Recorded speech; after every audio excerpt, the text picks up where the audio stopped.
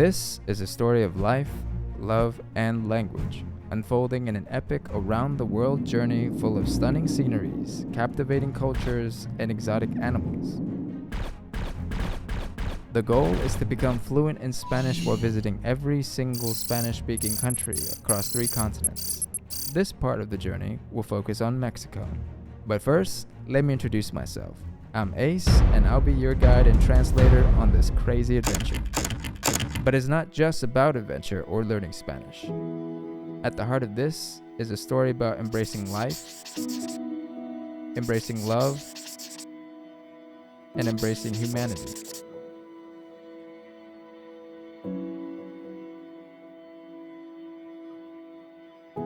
In the end, I want to share the valuable life lessons that I've learned from all the wonderful people and these wonderful countries. But why Spanish? It all started with a burning ambition, ignited in the most unlikely of places, a land of sand, sea, and skyscrapers.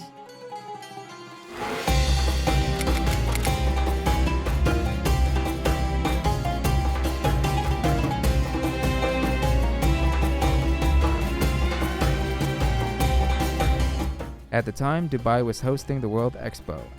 It was basically a big party for all the countries in the world. Of the 192 in attendance, 20 of them share one unifying language, Spanish. It was like watching movie trailers for all the countries. Some were pretty shitty trailers, but overall, Spanish-speaking countries are very influential on the world stage. So I thought, why not decide to embrace the language as well? I should just book some flights. It should be easy, yeah? At one point in time, most of the countries I planned to visit were some of the most dangerous in the world. The US government still recommends a hostage backup plan for some of these countries.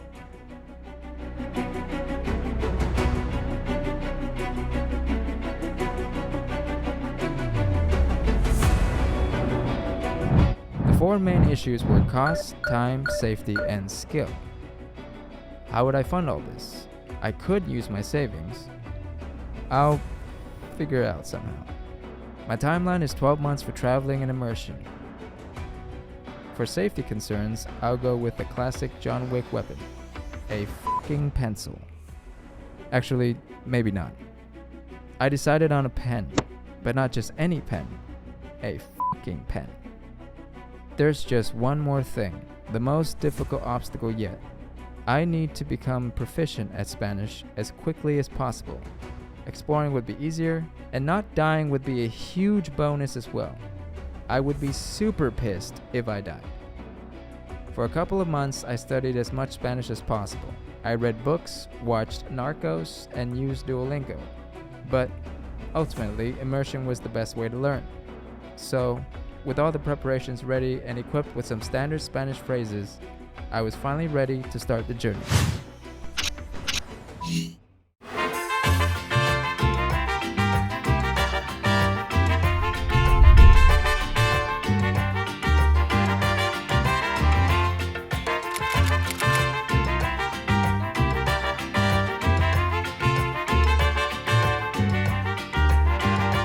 I discovered that Mexico has the greatest party animal in the world, the Mexican spiny-tailed iguana. These lazy lizards don't look like much, but once you give them a beat, they start rocking their heads, and once you turn the music up, the party really gets started.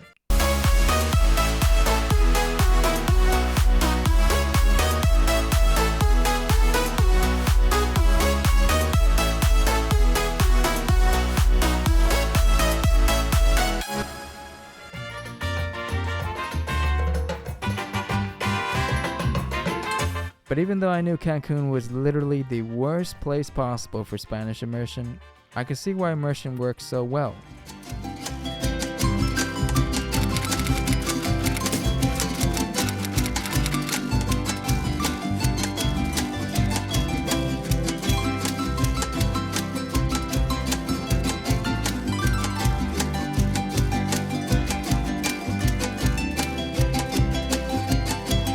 Realizing that Cancun was a terrible place to start my Spanish immersion, I headed to Mexico City.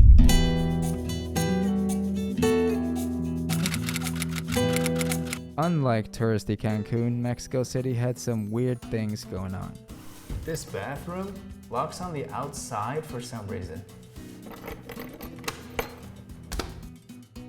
Of course, aside from the dungeon-style bathrooms, I did learn the first valuable life lesson on this journey. Simply put, mi casa es su casa means I am your friend and I want you to feel at home. As a stranger in this foreign land, I wanted nothing more than to feel at home. I would soon learn that this heartfelt openness, this kind warmth, and this welcoming hospitality are qualities embraced by much of Latin America. It all stems from a willingness to trust, a willingness to be friends, and a willingness to connect with another human being. Mexico's life lesson is a testament to the human spirit. Life isn't easy here, and it certainly isn't easy in Latin America overall.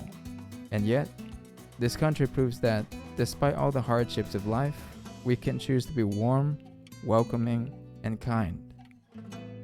As for the Spanish, I was so fucking confused. I have no idea what I'm eating half the time. No idea. Huevos divorciados. Divorced eggs. Why are they divorced? Did they not try to work it out? Does it have to be that way? The divorced eggs were very delicious though. In fact, divorce never tasted so good. I needed more divorced food in my life. So I had some divorced tacos, drank divorced smoothies, got some divorced skewers. Those things were super divorced. Snacked on some divorced donuts, with divorced sprinkles of course, tasted some divorced salsa, tried whatever divorce this is, saw a couple get married, told them divorce isn't that bad apparently. That was basically my experience with Spanish and food in Mexico. Lots of food without obvious translations and lots of delicious divorces. Esto y esto son los mismos. 100 pesos. 100 pesos. Y esto es indestructible. No sé por qué. 100 pesos. 100 pesos. Indestructible. Como mi confianza.